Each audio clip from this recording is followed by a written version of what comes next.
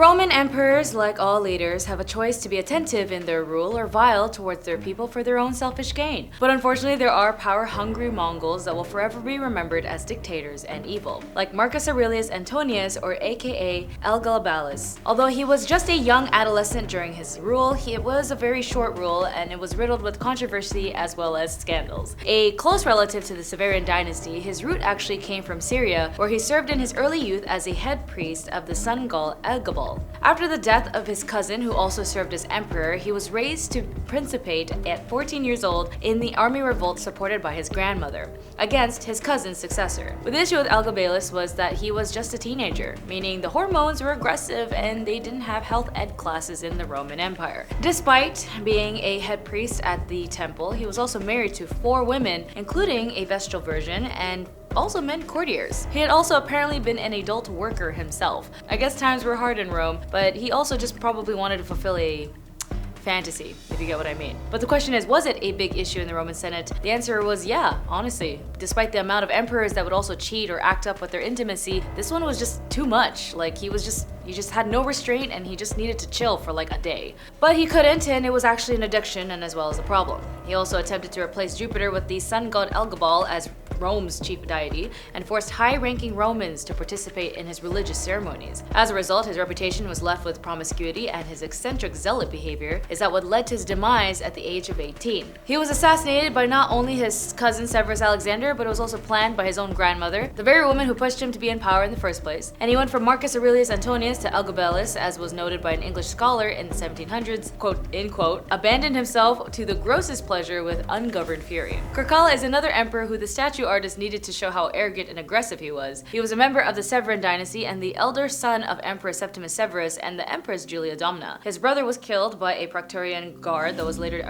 discovered a year later, who orchestrated by Carcalla himself, who eventually ruled afterwards as the sole ruler of the Roman Empire. Carcalla found administration to be mundane, leaving those responsibilities to his mother, and Carcalla's reign featured domestic instability and internal invasions by the Germanic people. Despite his mother holding responsibility, he still carried out massacres, and modern works continue to portray Carcalla as an evil ruler, painting him as one of the most tyrannical of all Roman emperors. Carcalla's rule was also marked by cruelty and paranoia, and although he did do numerous military campaigns, construction of the massive baths of Carcalla in Rome, his tyrannical fist led him to being targeted and assassinated by a disgruntled soldier. In total, though, his rule was from 198 to 217 AD. Domitian was also a paranoid man who, like many emperors, if they are not equipped with understanding the position of being a ruler, would eventually allow their paranoia to becoming a cruel ruler. Being the younger brother of Titus and after Titus had passed away, Domitian was declared emperor and ruled for 15 years, a long rule compared to Tiberius. Although he helped strengthen the economy by reevaluating the Roman coinage, expanded the border defenses of the Roman, and initiated a massive building program to restore damaged architecture in Rome, he was also killing senators left and right.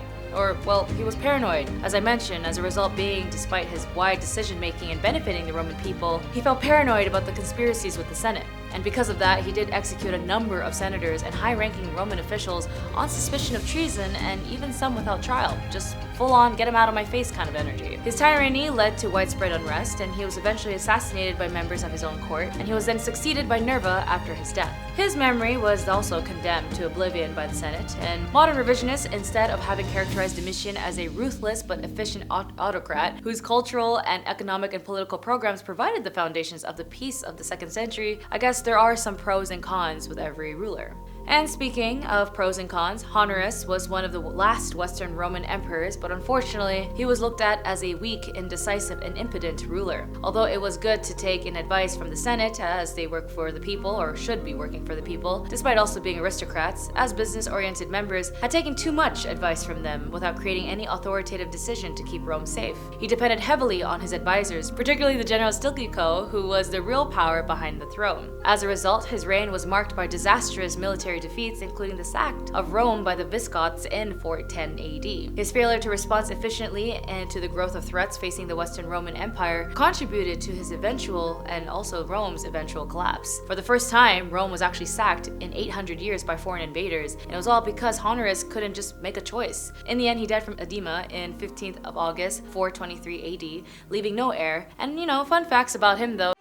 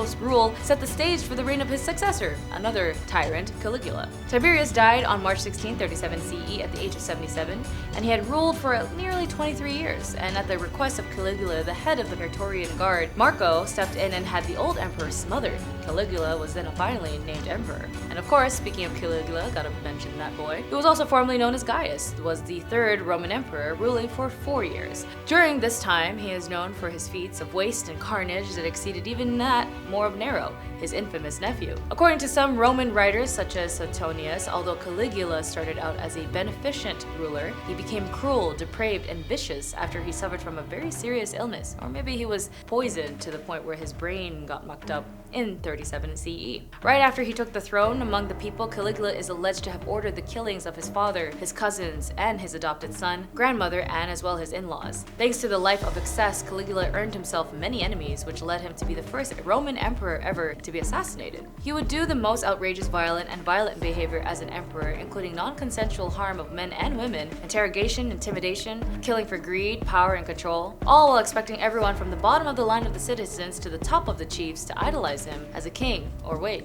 as a god. In January 41 CE, the officers of the Praetorian Guard, led by Cassius Carcalla, and killed Caligula, his wife, and his daughter. The assassination was part of the conspiracy formed between the Senate, Equestrian Order, and the Praetorian Guard.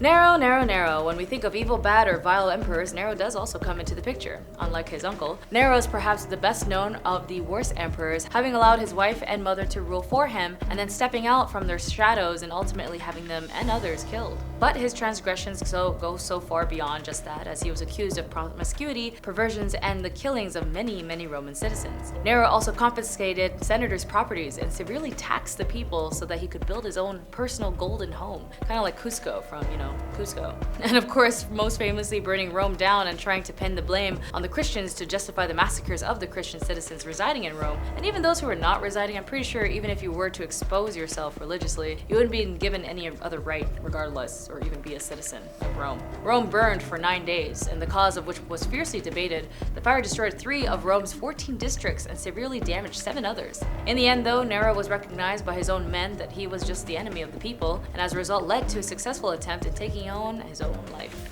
We know Commodus as the son of the amazing and well-versed Roman Emperor Marcus Aurelius and the nephew of his father's co-emperor Lucius Verus. All great emperors and noted in history as part of the top and great 5, but for Commodus, sheesh. He was, according to most historians, a debauched and corrupt megalomaniac who viewed himself as a reincarnated Greek god, Hercules to be exact, just like, Caligula and Nero and all that. In fact, when you see statues of him authorizing by himself, he would look and dress as supposed Hercules in legends, like a full-on cosplay. Commodus was said to be lazy, leading a life of idle debauchery, and he surrendered control of the palace to his freedmen and Praetorian prefects, who then in turn sold imperial favors. He devalued the Roman currency, instituting the largest drop in value since Nero's rule. And the thing is with Romans is that if you messed up the following, you were deemed useless in power and needed to replace ASAP. Money, land, military, food, and religion. I'm pretty sure there's another, but like all in other developing and established civilizations, you cannot mess up these facets of everyday essential living. And Commodus, like many other on this list, just didn't care. Commodus thought distracting the people using gladiator games would help them forget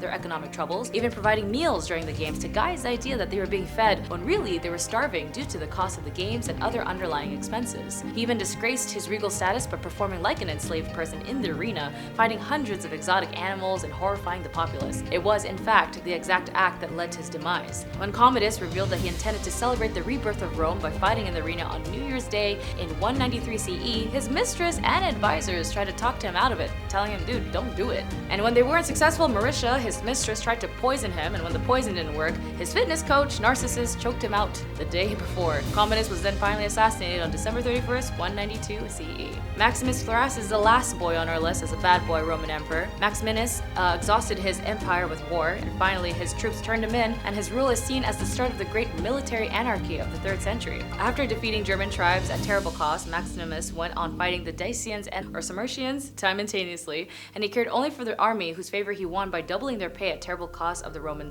economy. Because his predecessor had favored Christians, he killed all the Christian leaders, and when the Senate backed the revolt against him, he sought to bring his constant war to Rome. His enemies stood up to him, and the siege was the final straw for his troops, who killed him and his son. And advisors took their heads into the city on poles. As a result, he died in 238 AD, only ruling a total of just 3 years, and like his rule, was left in history. And speaking of history, that's all for today. Thank you for joining me. Be sure to like and subscribe. I'll see you in the next one. My name is Jess, and I wish you all the best.